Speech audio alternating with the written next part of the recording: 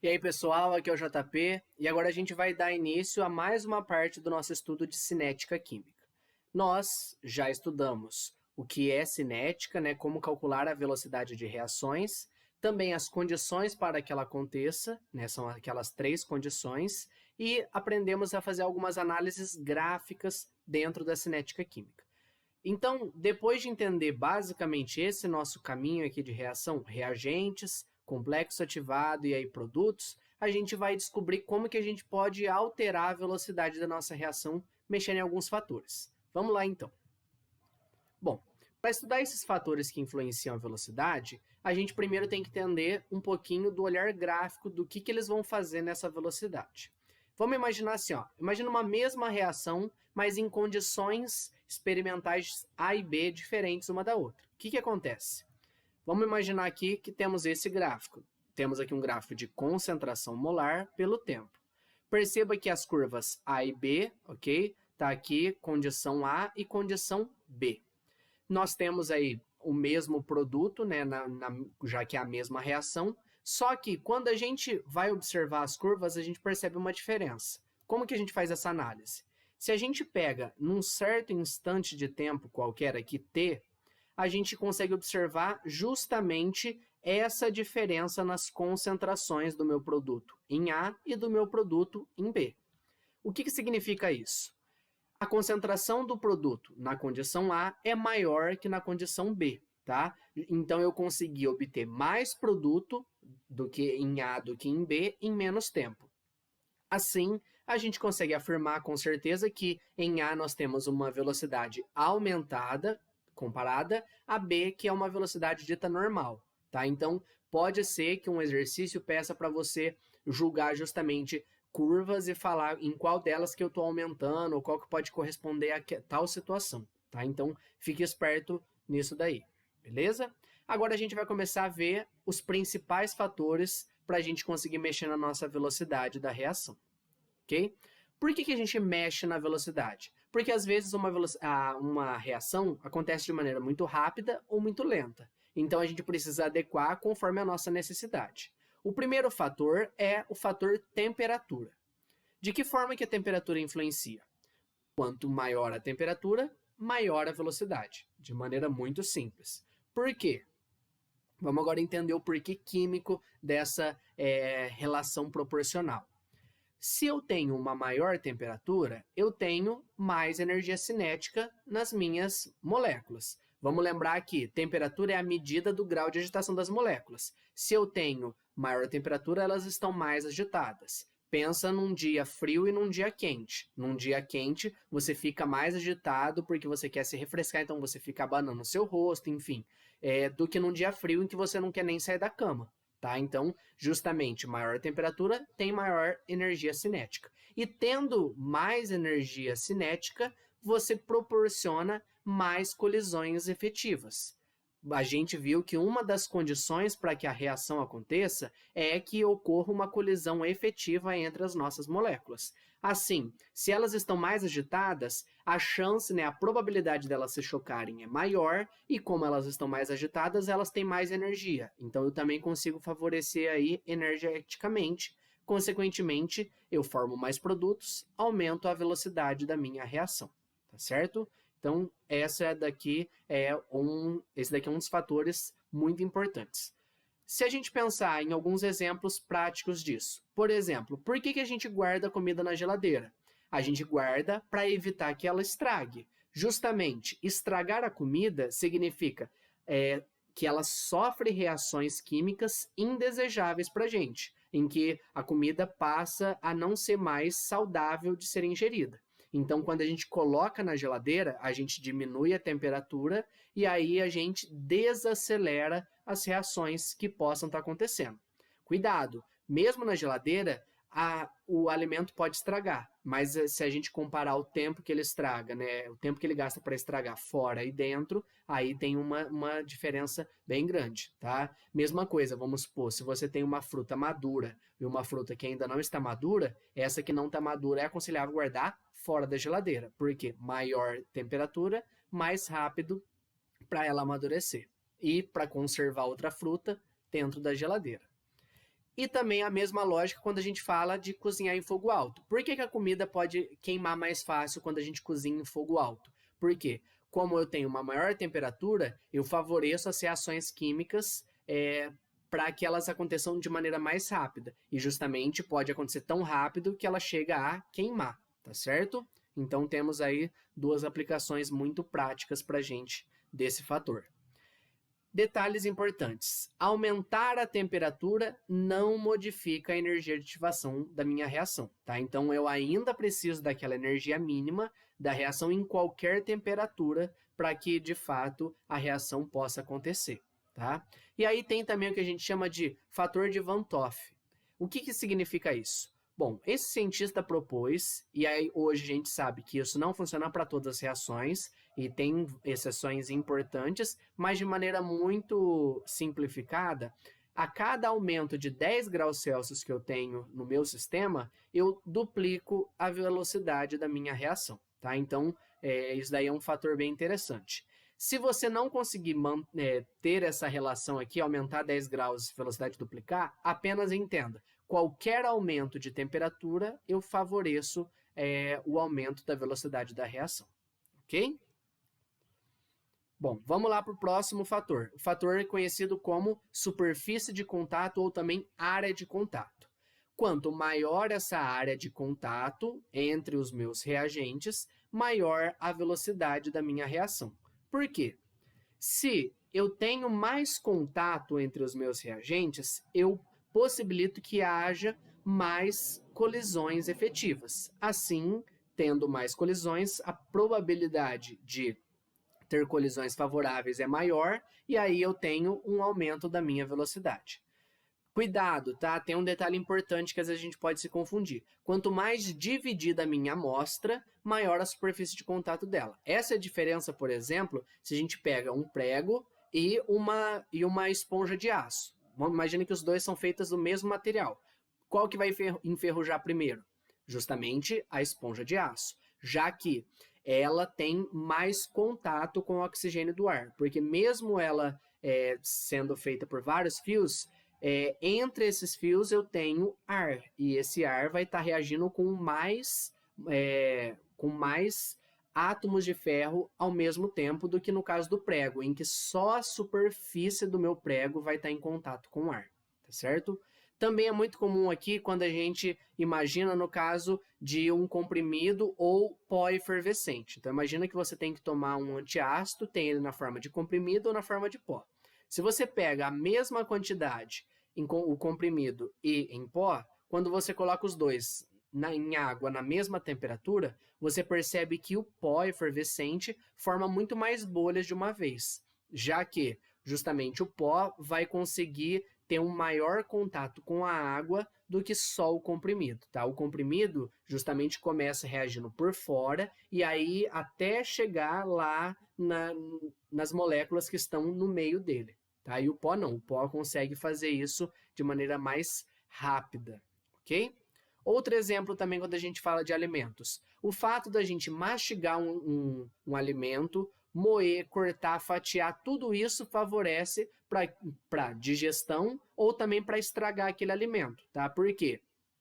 Eu estou permitindo que no caso, por exemplo, de mastigar, que quando eu engolir esse alimento, eu vou ter um maior contato entre o alimento mastigado e o ácido lá na minha digestão no estômago. Tá certo? Mesma coisa, se eu preciso aí cozinhar batata, quero cozinhar de maneira mais rápida, mesmo que eu use, por exemplo, panela de pressão, eu posso cortar em pedaços menores. E aí, justamente, eu consigo ter uma maior área de contato. Então, quanto mais dividida a minha amostra, maior a superfície de contato. Ok? E aí, por isso que, por exemplo, se eu pego uma peça de presunto, né, ou queijo, enfim, e uma fatia, eu percebo que fatiado, mesmo que tenha a mesma quantidade, fatiado ele vai estragar mais rápido, já que tem mais contato aí com o ar, por exemplo. Ok? Vamos lá, mais um fator agora. Fator concentração. Quando a gente está falando aqui de concentração, também eu posso entender por quantidade de reagentes. Por quê? Quanto maior a concentração, maior a velocidade. já que se eu tenho uma maior concentração de reagentes, eu tenho justamente mais colisões efetivas. Vamos pensar, imagina uma quantidade X de pessoas numa sala fechada e todas essas pessoas se movimentando. Se a gente dobra a quantidade de pessoas nesse mesmo espaço, a chance das pessoas se trombarem vai ser muito maior. Por quê? Porque justamente eu tenho maior quantidade de pessoas naquele mesmo espaço, então eu tenho uma maior concentração, ok? E aí eu tenho mais colisões, consequentemente, mais velocidade, tá certo? Por exemplo, quando a gente pensa aqui numa combustão, quando a gente acende uma churrasqueira, é muito comum, logo no início, que você abane o fogo, para que você possa justamente acelerar a queima aí do carvão, enfim, que pegue fogo mais rápido. Mas por que você precisa abanar aí da maneira correta? Quando você abana, você permite que mais ar e, consequentemente, mais oxigênio que tem nesse ar tenha contato aí com o carvão e possa pegar fogo, tá? Além disso, você consegue, né, abanando na quantidade certa, você não apaga, mas você fornece uma maior concentração de reagente para essa reação acontecer. Isso também a gente observa no controle de incêndios enquanto há ventania. Por que é muito mais difícil controlar um incêndio quando tem muito vento? Porque esse vento também favorece uma maior concentração de oxigênio, e aí eu consigo intensificar o fogo, fica mais difícil controlá-lo. Um último exemplo também de concentração é quando a gente pensa em remédios, né? O que o miligrama do remédio pode interferir, enfim, daquele princípio ativo. Se eu tenho uma maior concentração, eu posso ter um efeito mais potencializado quando eu faço a ingestão daquele remédio. Por isso que tem que tomar muito cuidado nas doses. Porque você consegue acelerar e consegue ter picos de reações químicas que não necessariamente vão ser saudáveis para o seu organismo, tá certo? Então temos aqui outra situação. Beleza? Vamos lá para mais um fator agora. O fator pressão. Quando a gente aumenta a pressão de um sistema, nós aumentamos a sua velocidade. Por quê? Com o aumento da pressão, eu também aumento o número de colisões efetivas e que leva ao aumento de velocidade. Só que é interessante porque a pressão ela interfere em qualquer tipo de reação, seja com sólidos, líquidos ou gases. Mas sólidos e líquidos, essa interferência da pressão é muito pequena. A gente observa muito mais para a fase gasosa, tá? Então, se eu quero aumentar a velocidade e eu tenho um sistema com gases, né, uma reação com gases, aí sim vale a pena mexer na pressão. Do contrário, o efeito é insignificante. E aí tem um detalhe interessante. Se a gente reduz o nosso volume, quando eu estou falando dos nossos gases, nós aumentamos a pressão, tá? Então, se eu tenho a mesma quantidade, só que num volume menor, eu tenho uma pressão maior, consequentemente, eu tenho uma velocidade maior também, tá? Então, tem aí um fator para a gente considerar, no caso, para sistemas gasosos. Mais um fator também, agora, o último dentre os que a gente vai estudar, que são os catalisadores, que tem algumas coisas muito válidas para a gente entender. O que é um catalisador? Vamos lá. Catalisador é uma substância que vai, quando está presente na sua reação, permitir a diminuição da energia de ativação. Lembra que essa energia de ativação é a energia mínima para a reação acontecer. Se a gente tem uma diminuição nessa energia de ativação, a gente aumenta a velocidade. Por quê? Eu não preciso gastar tanta energia para chegar lá no complexo ativado e seguir aí para a formação dos meus produtos, tá? Então, a presença do catalisador diminui a energia de ativação e aumenta a velocidade. Só que aí tem algumas observações importantes. Catalisadores são recuperados ao final da reação, tá? Então você coloca uma quantidade de catalisador no começo e aí, por mais que ele possa participar aí da reação, no final ele é recuperado. Então a sua massa não se altera ao final da reação. Se eu coloquei 1 grama de catalisador, no final eu tenho 1 grama de catalisador. Tá? Ele só vai contribuir aí por propor um outro caminho para a nossa reação acontecer. ele também não altera o rendimento da minha reação. Então, não é porque a reação é mais rápida que eu consigo melhorar o rendimento. Não, tá? O rendimento é o mesmo, mas eu só consigo atingir esses meus produtos de maneira mais rápida. E também ele não altera o ΔH da reação, tá? Então, temos aqui alguns detalhes que pode ser pegadinha no exercício para a gente. Falando ainda sobre catalisadores, vamos entender a parte gráfica deles. Aqui a gente tem duas curvas de energia por caminho de reação. Uma curva sem catalisador, que está aqui em preto, e a curva que tracejada em vermelho com catalisador. Perceba que reagente está aqui, produto está aqui. Nesse caso, nós temos uma reação endotérmica, tá? O ΔH é positivo. Perceba que tanto para a curva vermelha quanto para a curva preta, o ΔH é o mesmo, tá certo? Então, como a gente viu, o catalisador não interfere no ΔH. No que ele vai interferir? Aqui, ó, na energia de ativação.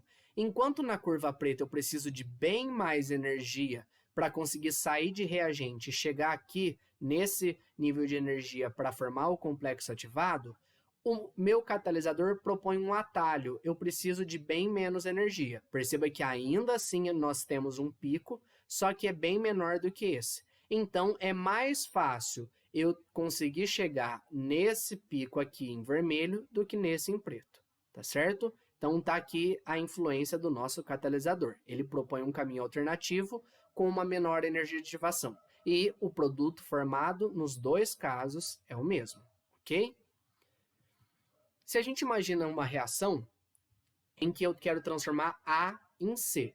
Olha só, uma primeira etapa eu tenho A reagindo com B, formando o composto intermediário AB. E numa segunda etapa, eu tenho justamente AB novamente reagindo com A, formando C mais B. Se a gente analisa aqui, ó, tudo que eu formei, que foi o meu AB, eu estou usando aqui na segunda etapa, AB. E o meu B, que eu usei no começo, eu formei no fim. Então, a gente pode aqui simplificar essas duas etapas numa única etapa. Olha só. A gente cancela AB e cancela também B. E olha só o que a gente tem no final. Temos que 2A vão formar C. E aqui B eu coloquei em cima da setinha porque B é o meu catalisador. Perceba que tudo que eu usei no começo como reagente, eu recuperei no fim como produto. Tá? Então, toda a sua massa foi recuperada no final. Pode acontecer da massa dele variar. Então, aí uma pegadinha que pode aparecer em exercícios. Tá? Você tem uma certa substância lá no seu gráfico que varia de quantidade pelo tempo, e você percebe que essa quantidade diminuiu, mas depois voltou para o mesmo nível onde ela estava. Quer dizer que ela é um catalisador. Ou ela estava num certo nível, aumentou e depois diminuiu, mas voltou no mesmo nível. Aí temos um catalisador, desde que tenha uma quantidade inicial, tá certo? Então, ele não foi formado aqui na nossa reação, mas aí no final eu consegui recuperá-lo, beleza? Então, aí um exemplo do que pode acontecer numa reação. Bom, além disso, quando a gente fala de catalisadores, a gente está falando de reações com catálise. A catálise pode acontecer de duas formas. Ela pode ser uma catálise homogênea, que é quando o meu catalisador está no mesmo estado físico dos meus reagentes. Ou também ser uma catálise heterogênea, em que o catalisador está no estado físico diferente dos meus reagentes. Também a gente encontra o que a gente chama de autocatálise. O que significa isso? Em algumas reações que ocorrem em mais de uma etapa, pode ser que uma das coisas formadas nessas etapas funcione como catalisador. Então, o fato de eu estar produzindo ela porque a reação está acontecendo faz com que eu produza um catalisador e aí eu consiga acelerar ainda mais a minha reação. Tá? Então, também pode aparecer aí. Não é comum aparecer, mas caso isso aconteça, temos o que a gente chama de autocatálise. O catalisador é produzido aí na minha reação, mesmo que depois ele seja consumido lá para o final dela, ok? Detalhes importantes. O contrário de um catalisador é um chamado inibidor. Só que aí o inibidor funciona de outras formas sem ser o catalisador. Mas o próprio nome diz, eu vou inibir a ocorrência da minha reação, tá certo? E aí, como exemplos clássicos de catalisador e inibidor, a gente tem, primeiro, enzimas. Isso daqui é dos exemplos clássicos para catalisadores, principalmente nessa parte bioquímica, aí falando de corpo humano e tudo mais.